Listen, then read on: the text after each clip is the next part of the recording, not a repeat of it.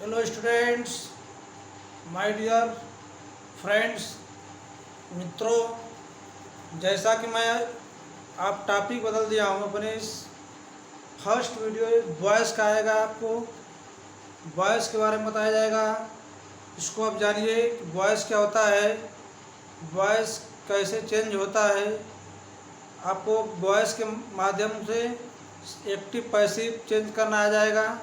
इसलिए मैं इसका फर्स्ट वीडियो लोड कर रहा हूँ आपके सामने। मित्रों, आप इसे बड़ी आसानी से जान सकते हैं, कोई समस्या नहीं हो सकती है, जान जाओ। चाहे डायरेक्ट इनडायरेक्ट हो, चाहे आपका एक्टिव पैसिव हो, या फिर ट्रांसफॉर्मेशन से लेकर के सिंटैक्स या सिंथेसिस तक, इंग्लिश की ग्रामर में आपको कोई समस्या नहीं हो सकती है। बस आप मेरे चैनल को जो है सब्सक्राइब करिए, उसको पढ़िए, देखिए। बस यही रिक्वेस्ट है, आपको पसंद ज़रूर आएगा।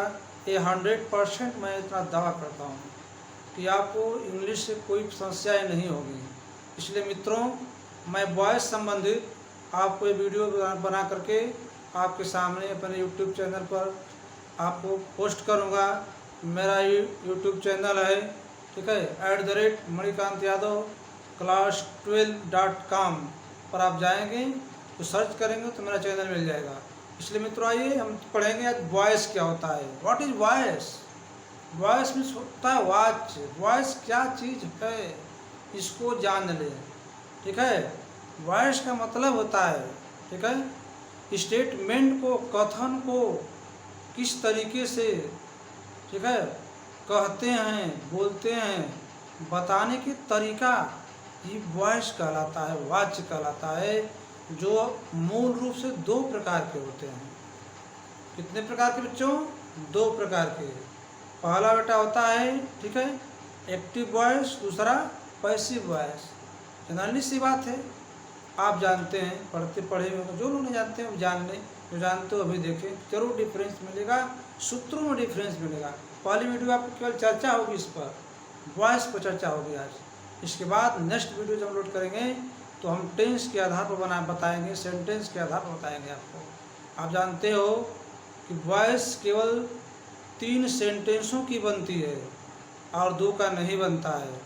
टेंस में आते हैं तो सब टेंसों का बनता है, लेकिन 8 टेंस ही मान्य रखते हैं, जिससे बच्चों के बीच में समझाने में, उनको समझने में कोई समस्याएं नहीं होती है। मित्रों, जान लीजिए, ठीक है। तो हम वॉइस के बारे में चलेंगे। सबसे थोड़ा जटिल होता है इंपरेटिव सेंटेंस का। असर्टिव, इंट्रोगेटिव आप बच्चे लगा लेते हैं, लेकिन जटिल में थोड़ा इंपरेटिव होता है। लेकिन मैं मानता हूँ कि इंपरेटिव सेंटेंस भी बिल्कुल सिंपल है, क्योंकि हम जितनी स्पीकिंग करते हैं सब इंपरेटिव सेंटेंस में ही करते हैं। बच्चों, अब चलिए, आइए मेरे वीडियो को देखिए, चैनल को सब्सक्राइब करिए। इसको चैनल को सब्सक्राइब करना ना भूलें, आपको ज़रूर पसंद आएगा, ये निश्चित है। चलते हैं हम, ठीक है, अपने इस टॉपिक पर, वॉइस पर। आइए बच्चों, देखा जाए। कह रहा वॉइस, वॉइस का मतलब बेटा होता है वाच्य, ठीक है। वॉइस का मतलब क्या होता है? वाच्य होता है, ठीक है। कह रहा व्हाट इज वॉइस? वॉइस क्या है, हम जानेंगे। स्टेटमेंट को कहने या प्रस्तुत करने के तरीकों को वॉइस कहा जाता है।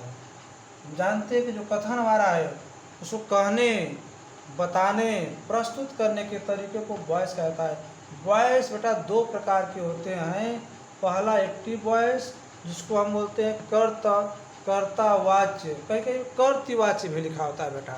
कर्तावाच्य या कर्तृवाच्य भी होता है, इसको भूलने के नहीं भूलेंगे, ठीक है। दूसरा पैसिव वॉइस होता है बेटा, जिसको बोलते हैं उनका कर्मवाच्य। क्या बोलते हैं? कर्मवाच्य, ठीक है। तो बात आती है कि एक एक को पढ़ेंगे, समझेंगे कि एक्टिव वॉइस क्या है, रियलिटी क्या है, कहे क्यों भाई एक्टिव वॉइस और पैसिव वॉइस बनाया गया। जैसे नरेशन आप पढ़े डायरेक्ट इनडायरेक्ट, इसी तरह एक्टिव वॉइस है और पैसिव वॉइस 2 भाग में है।